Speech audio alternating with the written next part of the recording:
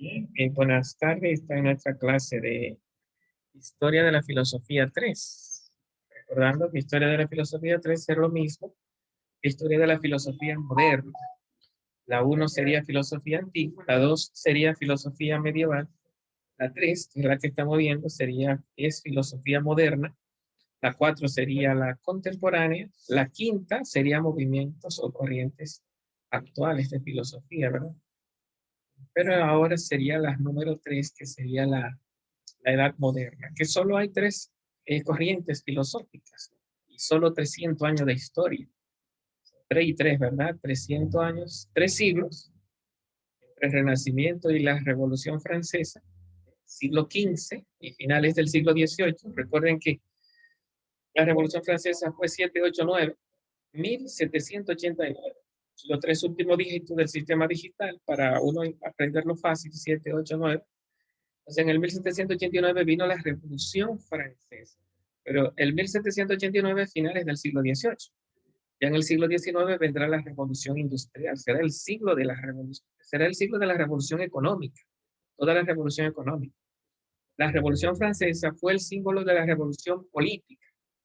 ¿Y dónde se prepararon esas revoluciones? La económica, la política, la religiosa, la cultural, todo eso fue la Edad Moderna.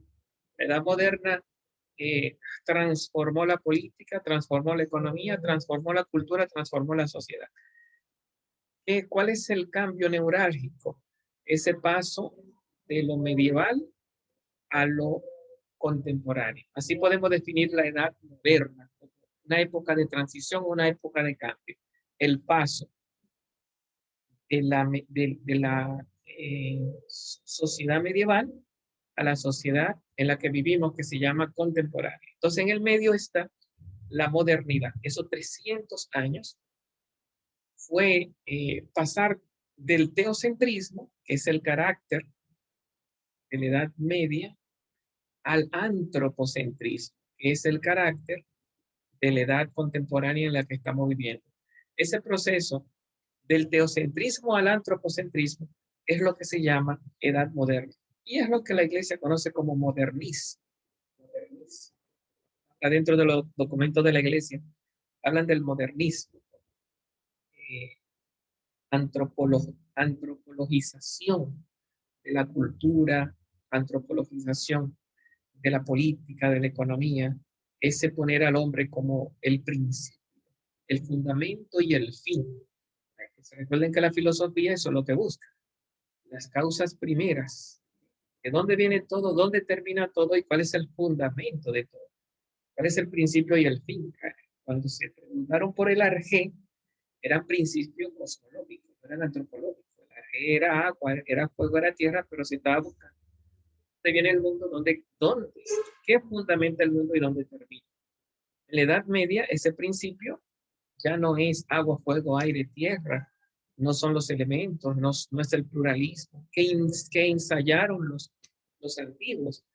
Los grandes principios de la Edad Media es Dios, son 3 grandes religiones. Y las 3 grandes religiones son religiones reveladas, el Islam, el cristianismo, el judaísmo, parten de la fe en un Dios que crea y todo viene de Dios, Dios es el principio, todo viene de Dios, Dios es el Señor de la historia, el alfa y la omega, y todo termina en Dios. Por lo tanto, la filosofía está al servicio de la teología, así se le llama, la filosofía se le llama la Edad Media. ¿Por qué? Porque el principio es Dios, mientras que en la antigüedad el principio es el cosmos. Pero ya en la edad moderna, que es en la que estamos, está ese proceso de transformación de la sociedad, transformación de la filosofía, transformación de la cultura, transformación de la religión, transformación de la política. Es una época de cambio hasta llegar a realizarse esos cambios. El cambio político con la Revolución Francesa es la filosofía liberal que se convirtió en la filosofía liberal de la Edad Moderna, se convirtió en liberalismo político, se convirtió en democracia, república y constitución. con la Revolución Francesa. También eso que esa mentalización, esa filosofización de poner al hombre como principio y fin, como fundamento de todo, que se hizo en la época en la que estamos, desde Descartes, en la edad moderna. El hombre es el que tiene las grandes ideas y las grandes ideas son los fundamentos de todas las cosas. Por lo tanto, ya no se busca a Dios como principio y causa de todo, ni el cosmos, sino que con Descartes comienza el hombre, el yo, el ser humano como el fundamento, principio y fin. La filosofía se hace filosofía del hombre, no filosofía del universo o del cosmos, ni filosofía de Dios, sino que el primer principio a partir de Descartes es el hombre. Bueno, entonces, esto comienza a hacerse realidad, no en la edad moderna, sino en la edad contemporánea con la cristalización de una nueva economía durante el siglo XIX. En el siglo XVIII, finales del siglo XVIII, lo que se cristalizó fue la política, una nueva política con sus apellidos, ¿verdad? Sería el liberalismo político, con sus apellidos democráticos, republicanos, constitucionales. Esos cambios de la edad moderna se cristalizaron también en la economía. ¿Cómo se cristalizaron en la economía? Con el capitalismo. El capitalismo. El liberalismo económico se le llama el capitalismo. Y a la democracia y a la república, que es política, se le llama liberalismo político. ¿Y el liberalismo qué es? La filosofía de los nuevos tiempos, la filosofía práctica, la filosofía social. Claro que hay mucho movimiento filosófico, pero cuando hablamos de la filosofía social, ¿qué es, qué es la nueva sociedad? Está soportada en un antropocentrismo que se gestó aquí en la edad moderna, que se pensó en la edad moderna, que se ensayó, que se preparó en la edad moderna. No existían las ciencias sociales en la edad moderna, ni siquiera con el inicio. Con el inicio comenzaron las ciencias naturales, con el inicio de la edad moderna, el humanismo y los nuevos paradigmas del mundo redondo y del geocentrismo. Todo eso comienza al inicio de la edad moderna, pero la edad moderna termina con la ilustración.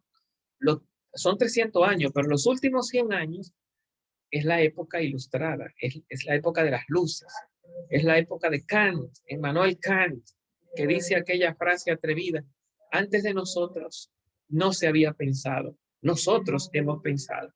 Es de alguna forma la frase que eleva la iluminación, el iluminismo, el pensamiento como libre del cosmos, porque los griegos pensaron atado al cosmos, siguiendo las reglas del cosmos, y los medievales pensaron atado a Dios, siguiendo las reglas de Dios. Por eso Kant dice, nosotros hemos pensado, porque el hombre piensa y proyecta desde él lo que quiere hacer, de Dios, del mundo, proyecta la sociedad con la que sueña, proyecta la sociedad en la que quiere. Recuerden que las grandes utopías en las que hemos vivido en la edad contemporánea nacieron en la ilustración. La ilustración es el lugar de los sueños, es el lugar de las grandes utopías. Aunque la obra Utopía es claro, de Tomás Moro en el Renacimiento, pero las utopías, los grandes sueños de la humanidad, la utopía de derecha, capitalista, Adam Smith, la utopía de izquierda de Carlos Marx, que tanto inundaron a la humanidad hasta la caída del muro de Berlín en el 1989. Esa gran utopía que inspiraron las guerras frías y las grandes guerras mundiales se manejaron en medio de estas grandes utopías. Bueno, todo eso nace en la ilustración. Y recuerden que al final de la ilustración comienzan las ciencias sociales. Y ya no se quiere filosofía, que es lo que reina en la edad antigua, ni teología, que es lo que reina en la edad media. Se inventan las ciencias. Las ciencias son un invento. Es el invento de la filosofía de los nuevos tiempos. ¿Quién es el filósofo de las ciencias naturales? Descartes. Es el que comienza amparando la filosofía se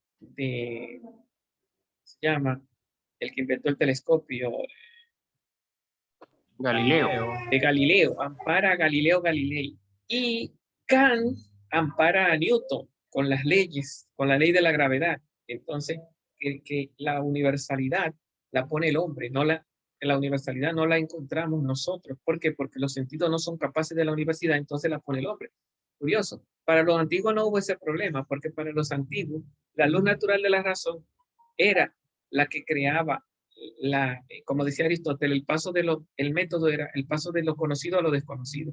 Pero como ese paso es racional, no es sensible, entonces al establecerse como método de la ciencia la observación sensible, entonces no se puede con la sensación demostrar lo que se llama la universalización. Hay que ir a principios de la razón, no hay que ir a los principios de los sentidos.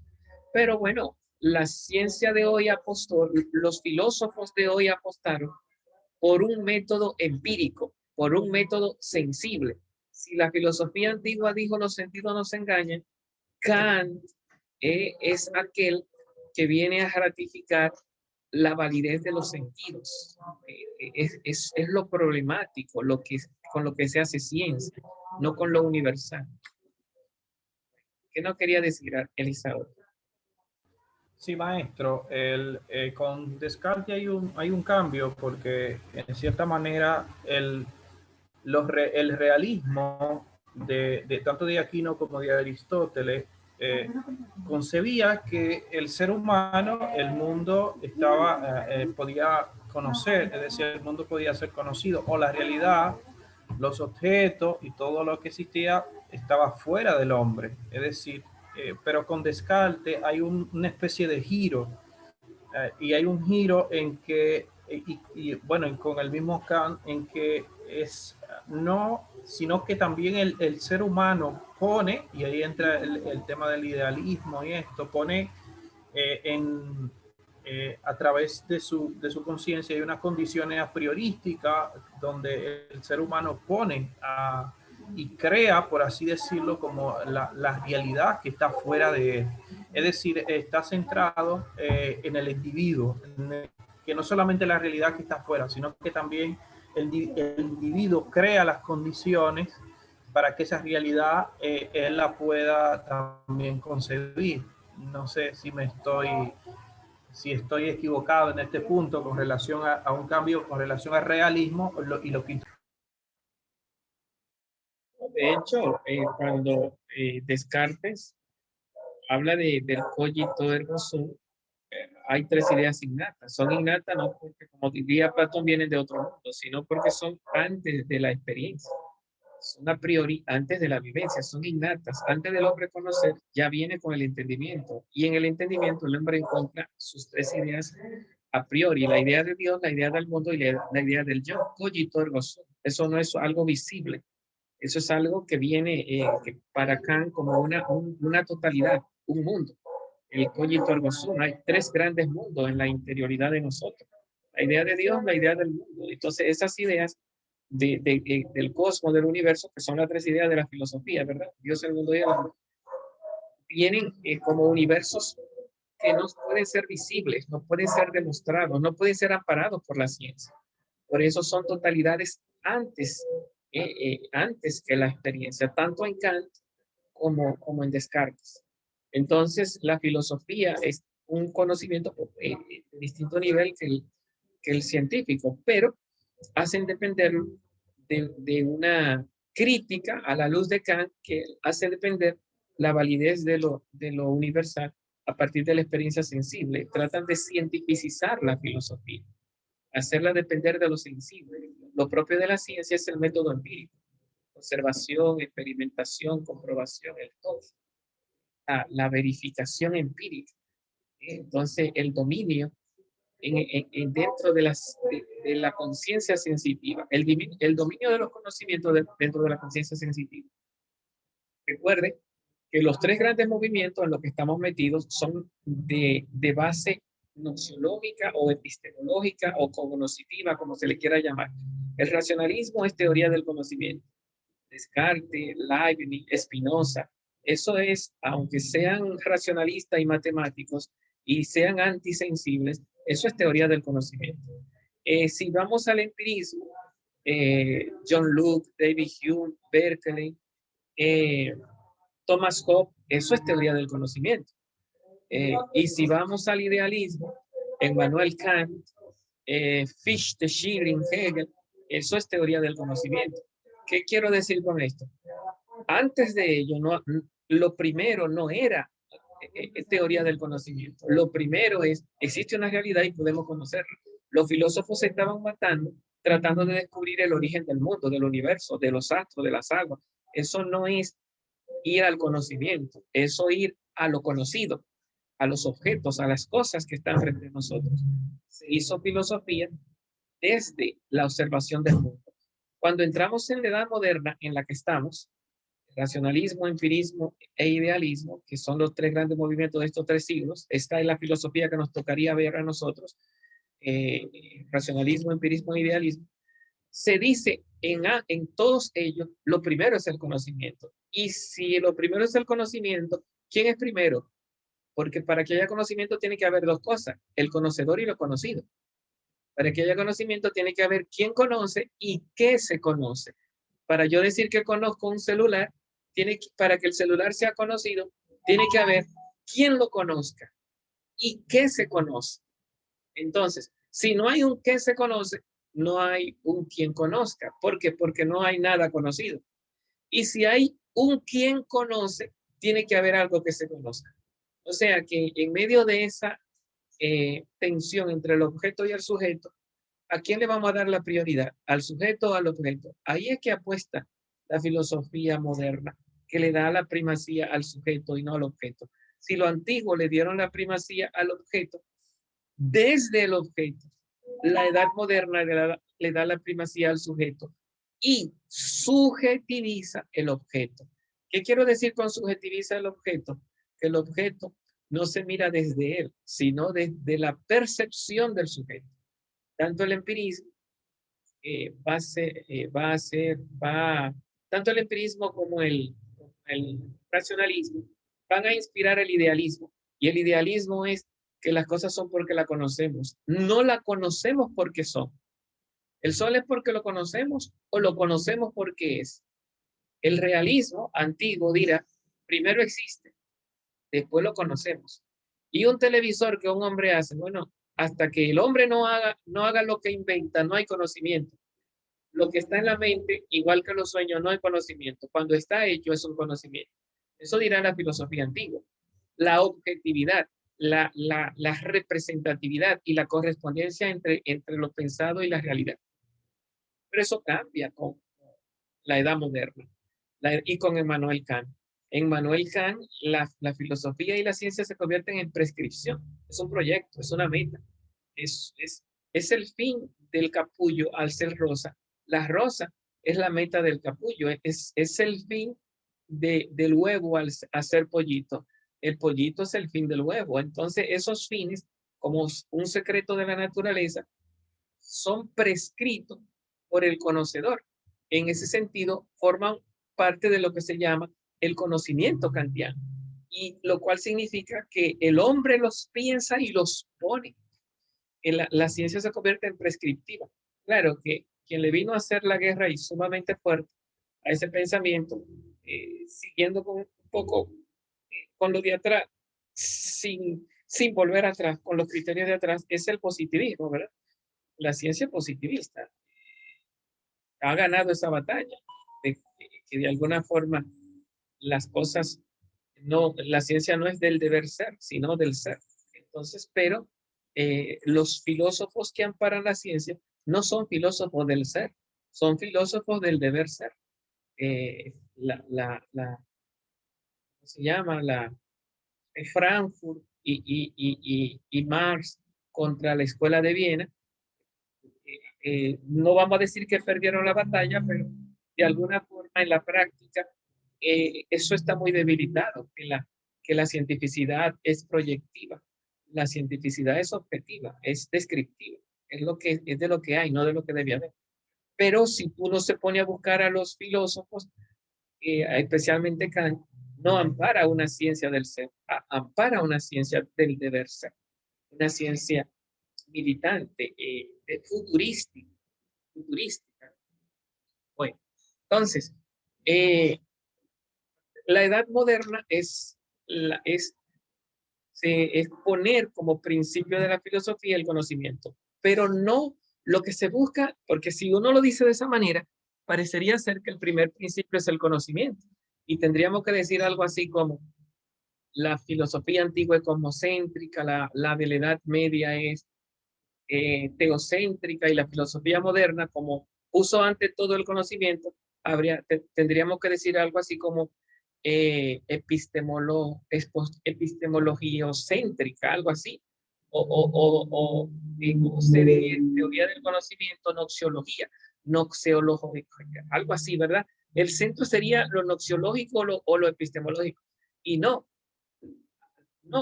lo central es el antropocentrismo, el antropo, ¿qué es el hombre? Ese es el tema de base, el tema que se escapa, el tema que está por debajo de todos los movimientos filosóficos modernos y contemporáneos. El antropocentrismo, el hombre es el señor del ser, tanto en las nuevas tendencias que van surgiendo como en las que comenzaron. Estamos sumergidos en un antropocentrismo a ultranza. En ese primer momento ya pueden ver que en la edad moderna el antropocentrismo era de fuerte carácter noxiológico. Cuando digo noxiológico, en base a la razón, en base a la razón. Pero después, después que termina la edad moderna, que inicia la edad contemporánea, entonces adquiere un fuerte horizonte liberalista. O sea que en vez de ser racionalista, entonces se convierte en liberalista. El hombre como señor y decididor de su propia historia individual, hasta llegar al extremo de que hoy los niños exigen derechos, no quieren saber de sus padres, los hijos no quieren saber de los padres, quieren saber más de la herencia de los padres lo matan a así. Eso es fruto de una filosofía, aunque no nos demos cuenta. El hombre está buscando realizarse, y realizarse significa tener dinero y tener jipeta, carro y desenvolvimiento económico. Eso es la filosofía, la filosofía liberalista de la edad, aunque ya me salí del modernismo, de la edad contemporánea que se ha convertido en economicismo y materialismo. Pero esa es otra historia. A nosotros nos toca todavía quedarnos en la edad moderna, ¿verdad? Esta lucha de pensar y reinventar el mundo. Tanto desde un ámbito racional, desde un ámbito empirista o de un ámbito idealista. Bueno, a mí me parece que hemos sazonado suficientemente lo que es la edad moderna, con su fin de la ilustración, con su inicio, quiénes son sus grandes pensadores y sus grandes hombres, cuáles son sus grandes movimientos, cuándo inicia, dónde termina esta época. Es para no terminar, pero siempre faltará mucho que decir. Pienso ya, como también los tiempos ya se nos van limitando, y a ustedes habrá que ponerle una nota. Yo los invito a que escojan cada uno un autor, el que mejor les guste, para que lo exponga en unos 10 o 15 minutos en las clases que vienen, que reciba el bombardeo de sus compañeros de preguntas, y que me entregue un pequeño escrito, ya sea sobre que implique dos cosas, ¿no? Porque ese es el juego de la nota. Una nota por la presencia, una nota por la exposición y una nota por la mirada panorámica, que como lo hemos repetido tanto, supongo que ya me pueden hacer un ensayito, aunque sea de 2 hojas, de en qué consiste la edad moderna o la filosofía de la edad moderna. Y bueno, a escoger un autor y hacer una exposición sobre ello. La exposición con una hojita que no pase de una hoja, entonces le dará otra nota de 30 puntos, más su asistencia a la clase, pues le dará los otros 30 puntos.